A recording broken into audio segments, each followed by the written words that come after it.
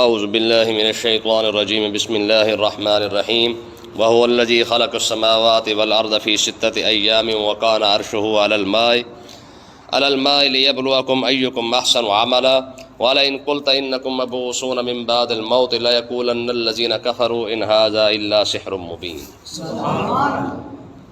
اس آیت کے اندر اگر غور سے بندہ ذرا اس کو پر توجہ کرے تو اس آیت کے اندر اللہ تعالیٰ نے تاریخ بیان فرمائی ہے۔ آپ تاریخیں اٹھاتے دیکھتے ہیں جی، آقا علیہ الصلوۃ والسلام سے جو تاریخ شروع ہوئی، ابراہیم علیہ السلام سے، نوح علیہ السلام سے، آدم علیہ السلام سے، اس کے اندر اللہ تعالیٰ نے کائنات کی تاریخ کو بیان فرمایا ہے۔ ذرا غور سے سنیں، فرمایا وَهُوَ الَّذِي خَلَقَ السَّمَاوَاتِ وَالْأَرْضَ فِي سِتَّةِ أَيَّامٍ، فرمایا کہ اللہ کی ذات تو وہ ذات ہے جس نے آسمانوں کو اور زمینوں کو 6 دنوں کے اندر پیدا فرمایا ہے۔ اور یہ کب پیدا فرمایا؟ وَكَانَ عَرْشُهُ عَلَى الْمَاءِ، اس کا جو عرش ہے وہ پانی پر موجود تھا، یعنی اس کا عرش پانی پر تھا، تب اللہ تعالیٰ نے جو ہے وہ 6 زمینوں اور 6 آسمان کو پیدا فرمایا ہے۔ یہاں پہ مسئلہ ذرا غور سے سنیں، اللہ تعالیٰ نے دیکھیں نا، اس کی شان تو یہی انما امرہ اذا اراد شیئا ان یقول لہ کن فیکون۔ جب وہ کسی شے کا ارادہ ہی فرما لیتا ہے نا، خالی ارادہ فرما لیتا ہے تو بس صرف اتنا ہی حکم دیتا ہے کہ ہو جا، اس کے اتنا کہنے سے ہی وہ چیز وجود میں آ جاتی ہے۔ ٹھیک ہے، تو ایک الگ بحث ہے کہ اللہ تعالیٰ جب کس چیز ہوتی نہیں ہے تو پھر ارادہ کس چیز کا فرما لیتا ہے؟ جب ایک شے ہے ہی نہیں تو اس کا ارادہ کیسے؟ ارادہ تو تب ہوتا ہے جب کوئی چیز موجود ہو۔ تو علماء فرماتے ہیں کہ جو چیز علم الہی کے اندر ہوتی ہے لیکن ابھی وجود میں نہیں آئی ہوتی ہے تو اللہ تعالیٰ اس علم الہی کو ارادہ فرماتا ہے، اس کا جو اللہ تعالیٰ کے پہلے ہی علم کے اندر ہے، تو میں اس کا ارادہ فرماتا ہے تو وہ چیز جو علم الہی کے اندر کھڑی ہوتی ہے وہی چیز وجود کے اندر موجود ہوتی ہے۔ اتنی دیر لگتی ہے، بس وہ کون کہہ دے تو اسی وقت ہی وہ اس کا وجود جو ہے وہ پیدا ہو جاتا ہے۔ تو یہاں پہ اللہ تعالیٰ نے ارشاد فرمایا کہ اللہ کی ذات وہ ہے جس نے 6 دنوں کے اندر اور جو ہے وہ زمین کو بھی پیدا فرمایا، آسمانوں کو بھی پیدا فرمایا ہے۔ یاد رکھے جو آسمان ہے نا، آسمان مختلف نوعیت کے ہیں، کوئی لوہے کا ہے، کوئی تانبے کا ہے، کوئی پتھر کا ہے یا سونے کا ہے یا چاندی کا ہے، یا مختلف قسم کے جو ہے وہ جو ہے، یعنی 7 آسمان ہے، 7 آسمان مختلف چیزوں کے ہیں۔ ٹھیک ہے، لیکن جو زمین ہے نا، یہ زمین جو ہے نا یہ ایک ہی نوعیت کی ہے۔ جیسے مثال کو تو یہ 7 زمینیں ہیں، یہ ایک ہی نوعیت کی ہے، یعنی ایسے زمین ہے، نیچے بھی ویسی زمین ہے، اس سے نیچے بھی ویسی زمین ہے، یہ خاک ہے، یہ مٹی ہے، یہ ایک ہی قسم کی ہے، لیکن آسمان مختلف ہے۔ پھر ایک دوسرا فرق یہ ہے کہ آسمان جو ہے نا ان کے درمیان فاصلہ ہے۔ علماء تو یہاں تک کہتے ہیں، حدیث پاک ملتی ہے کہ ایک آسمان سے دوسرے آسمان تک 500 سال کا فاصلہ ہے۔ ٹھیک ہے، پھر اس کی موٹائی بھی اتنی ہے۔ آپ موٹی سی مثال لیں، یہاں سے جتنا لنٹر زیادہ موٹا ہوگا اس کے نیچے سپورٹ بھی اتنی ہی زیادہ تگڑی دینی پڑے گی، ستون لگانے پڑیں گے، پلر دینے پڑیں گے، اس کی دیواریں اتنی موٹی کرنی پڑیں گی۔ جتنا لنٹر موٹا ہوگا اس کی دیواریں، اس کے ستون، یہ سارا کچھ اتنا ہی تگڑا بنانا پڑے گا، مضبوط بنانا پڑے گا۔ لیکن 500 سال کا فاصلہ تو آسمان تک پہنچنے کا ہے، اس کے اوپر چڑھنے کے لیے پھر 500 سال چاہیے، یعنی اتنی موٹائی جو ہے نا وہ آسمان کی اپنی ہے اور بغیر ستون کے کھڑا ہوا ہے۔ ٹھیک ہے جی، ہاں، یہ اس کی قدرت کی ایک عجیب شاہکار ہے۔ ٹھیک ہے جی، اگر انسان غور کرے نا، یہ اللہ تعالیٰ نے قرآن پاک میں پتہ نہیں کہیں پر ارشاد فرمایا ہے، فرمایا کہ تو آسمان کو دیکھنا شروع کر، تیری نظر تھک جائے گی، آسمان ختم نہیں ہوگا۔ پھر ایک اور کمال دیکھیں آسمان کا، کبھی آپ غور کیجئے گا، رات کو سوتے ہوئے نا جب ہماری نظر آسمان پر ہوتی تو آپ دیکھیں گے آسمان ایسے لگتا ہے جیسے گولائی کے اندر ہو، یعنی ایسے لگتا ہے جیسے یہاں سے یوں ختم ہو جائے گا، ادھر سے یوں ختم ہو جائے گا، یعنی آسمان میں سیدھا بھی نظر نہیں آتا ہے۔ ایسے لگتا ہے جیسے چھت نہیں ہوتی، چھت یعنی ادھر سے جس طرح چھتری کو کہہ لیں، مثال کے طور پر چھتری ہوتی ہے تو چھتری کیسے ہوتی ہے، یعنی اوپر سے ایسے ڈھلی ہوتی ہے، تو ایسے لگتا ہے جیسے آسمان بھی اوپر سے ایسے ڈھلا ہوا ہے، حالانکہ یہ بالکل سیدھا ہے۔ ٹھیک ہے، پھر اس کا کمال دیکھیں، فرمایا اتنی موٹائی ہے، اتنا ہی فاصلہ ہے، اور اسی طریقے سے ایک آسمان سے دوسرا، پھر تیسرا، پھر چوتھا، پھر 5واں، چھٹا، 7واں، یعنی 500 سال کا فاصلہ ہے زمین سے پہلے آسمان تک، اسی طرح دوسرا آسمان، تیسرا، چوتھا۔ ٹھیک ہے، تو 7ویں آسمان تک پہنچنے کے لیے کتنا عرصہ لگتا ہے؟ 3500 سال۔ ٹھیک ہے، اس سے زیادہ 3500 سال کا اگلا فاصلہ لگا لیں، وہ لوح کا ہے، پھر 3500 سال اگلا فاصلہ قلم کا ہے، پھر اس سے آگے 3500 سال لگا، پھر دوسری چیزوں کا ہے، پھر جا کے کہیں عرش الہی آتا ہے. ٹھیک ہے, اتنے 100 سالوں کا فاصلہ, یہ بھی صرف اور صرف اندازہ ہے, حقیقت یہ بھی نہیں ہے.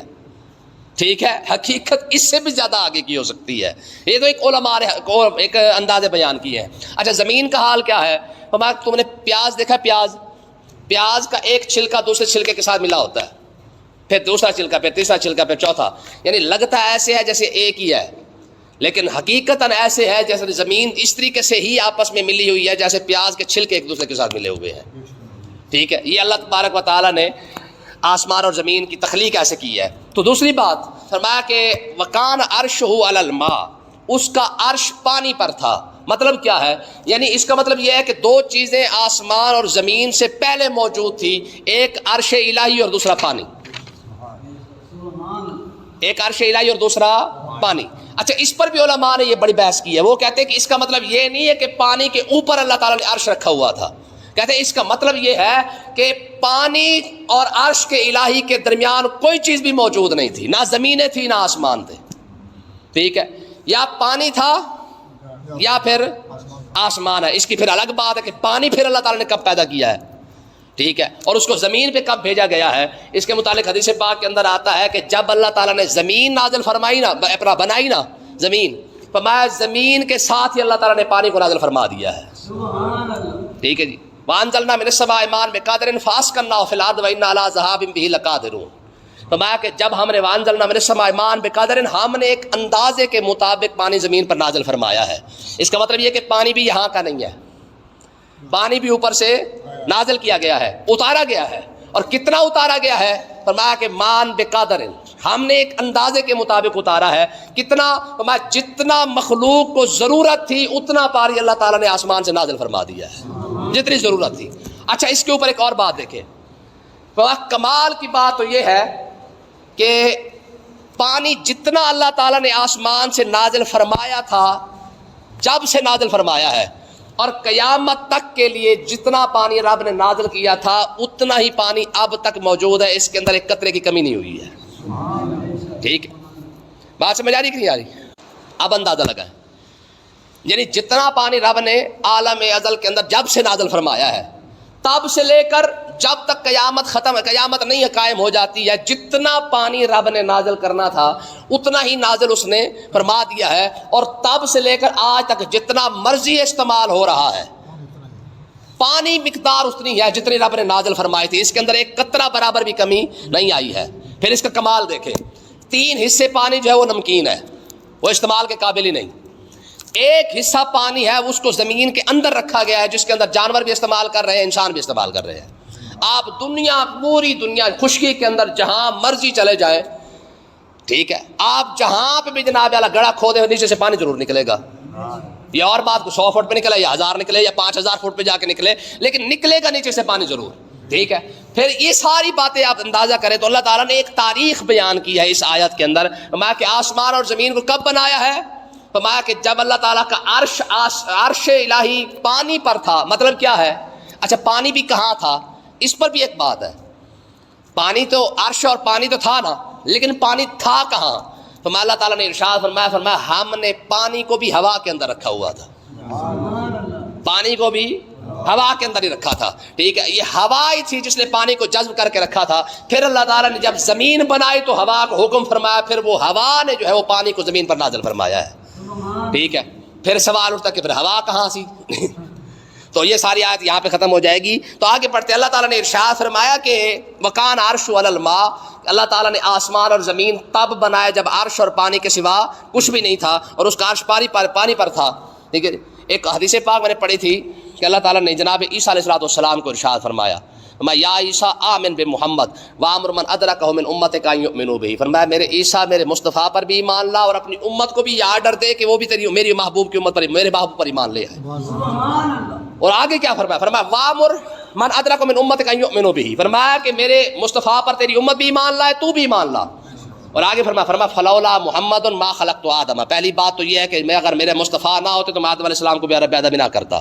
اور آگے کیا فرمایا؟ وَلَقَدْ خَلَقْتُ الْعَرْشَ عَلَى الْمَاءِ. فرمایا جب میرا عرش پانی پر تھا, میں نے اس کو عرش کو پانی کے اوپر پیدا فرمایا تو فَاضْطَرَبَ, پھر میں نے اس کے اوپر لکھا, وہ کانپنے لگ گیا. فَاضْطَرَبَ عرش پانی پر تھا، فاضطرب، وہ کانپنے لگ گیا، تو فکتبت لا الہ الا اللہ محمد رسول اللہ فسکنا.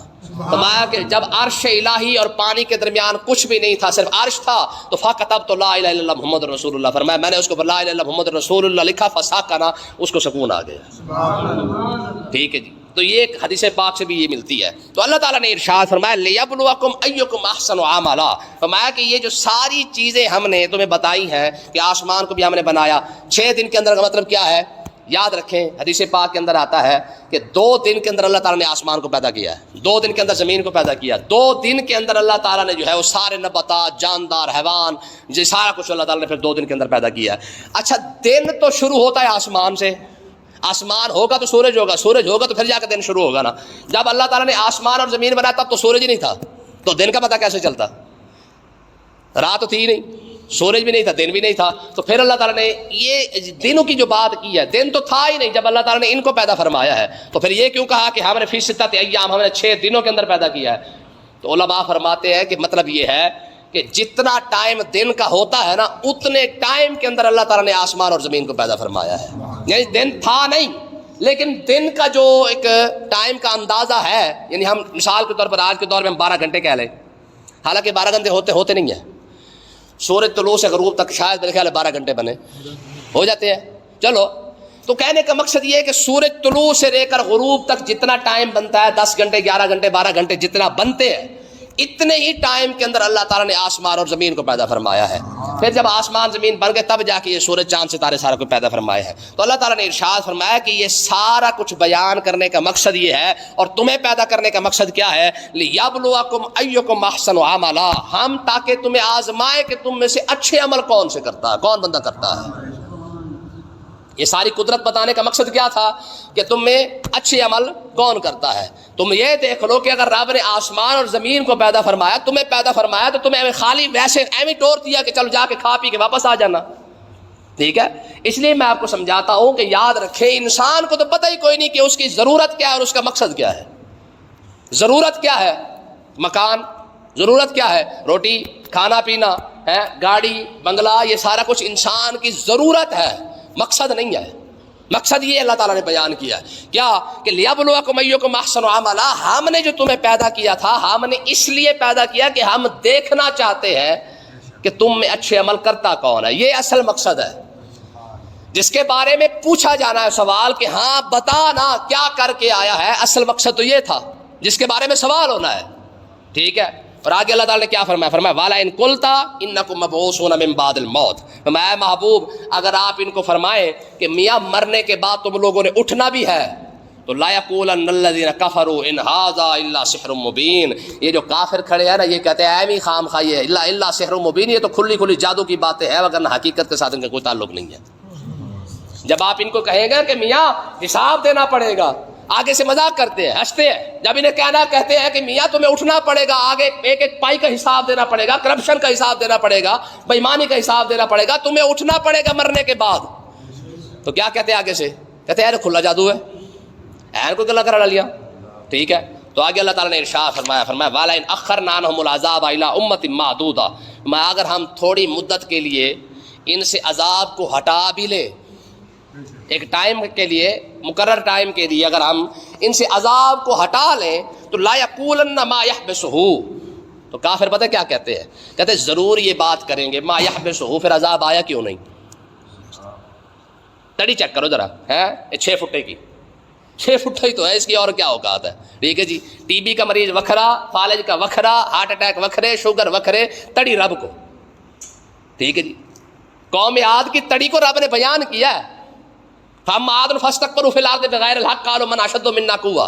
ٹھیک ہے جی، رب نے فرمایا قوم عاد سے بڑا زبردست طاقت والا ہم نے پیدا نہیں کیا ہے. یار خود سوچو کہ وہ کتنے طاقتور لوگ ہوں گے جس کی طاقت کو رب نے بیان کیا ہے. نہ ان کو ہارٹ اٹیک، نہ شوگر، نہ بلڈ پریشر، نہ فالج، نہ گل، نہ بات، نہ ڈیڈ درد، نہ سر درد، جن کی طاقت کو، صحت کو رب نے بیان کیا ہے. قالوا من اشد منا قوة، میں ان سے بڑا طاقتور کوئی بھی نہیں تھا. وہ خود کہتے تھے ہے کوئی ہم سے زیادہ طاقتور؟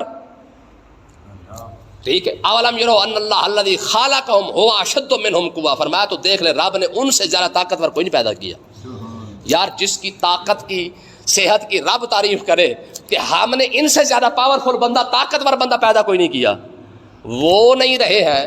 یہ فالج کا مریض، اتو ہارٹ اٹیک، اتو شوگر، اتو بلڈ پریشر، اتو ہے نہ برفی کھان دے قابل، نہ رسگلہ کھان دے قابل، نہ گوشت نہ سبزی کھان دے قابل. اس کی تڑی چیک کر لو، کہتا جی کچھ بھی نہیں اندہ ہے، ایویں مولوی مار دینے. اندازہ کریں.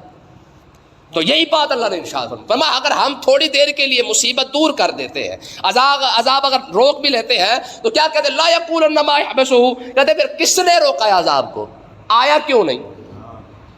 تو آگے دیکھیں فرمایا الا، میں کان کھول کے یہ بات سن لو. کون سی؟ یوم یاتیہم لیس مصروفا عنہم، جس دن عذاب آئے گا پھر وہ کوئی روک نہیں سکے گا.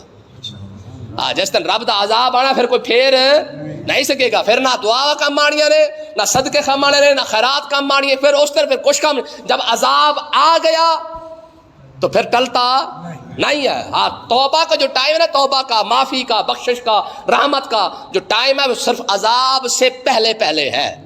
ٹھیک ہے جی. یہی وجہ تو ہے کہ سرکار نے فرمایا مرتے دم اگر کوئی شخص صدقہ کرے تو اس کا صدقہ قبول نہیں.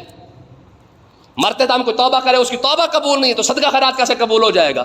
مرنے کے بعد جتنی مرضی دے کے بانٹ دو کیا ہو جائے گا؟ اس سے کچھ بھی نہیں ہوتا ہے. ہاں زندگی میں کرنا جو کرنا ہے، جب رب نے موقع دیا تب کرتے نہیں ہے. 40 دے گا بابے نو کھوائیاں انہیں، بابا 4 سال اور کٹ جاندہ، اگرچہ کٹ دے نہیں. ٹھیک ہے. اس کے بعد جو سارے لنگر ہو رہے ہیں تو اس کا فائدہ کوئی نہیں ہے. ٹھیک ہے. اللہ تعالیٰ نے ارشاد فرمایا الا یوم یاتیہم لیس مصروفا عنہم، فرمایا کہ خبردار یہ بات غور سے سن لو کہ جب اللہ کا عذاب آئے گا پھر کوئی بچ اس کو روک نہیں سکو گے. وحاق بہم ما کانوا بہ یستہزئون، فرمایا جس عذاب کا تم لوگ مذاق اڑاتے ہو، وہ لوگ مذاق اڑاتے ہیں، وہ عذاب آ کے انہیں گھیر لے گا. پھر انہیں کہا جائے گا، فرمایا ہاں ہون دس اے او عذاب ہی تھا جنہیں مذاق اڑا رہے سے.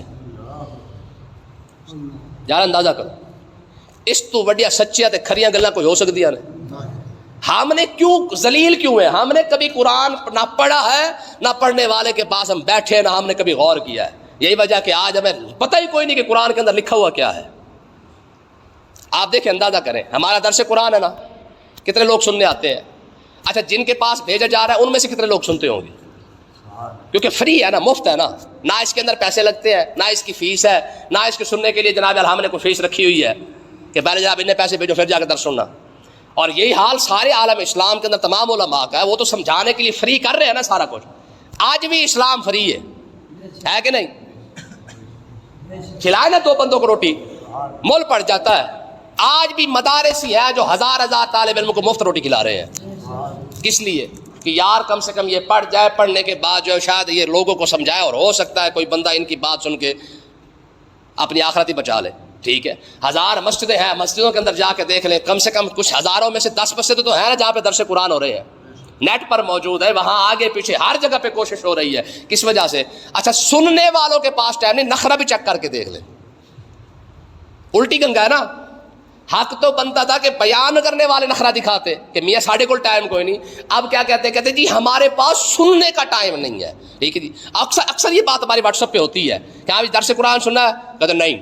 کیوں نہیں سنا؟ کہ ٹائم کوئی نہیں. بڑی گل ہے، فری تو پھر ایسی ہوئے نا جنہیں مفت دے رہے ہیں. ٹھیک ہے جی. اللہ پاک ہمیں ہدایت عطا فرمائے.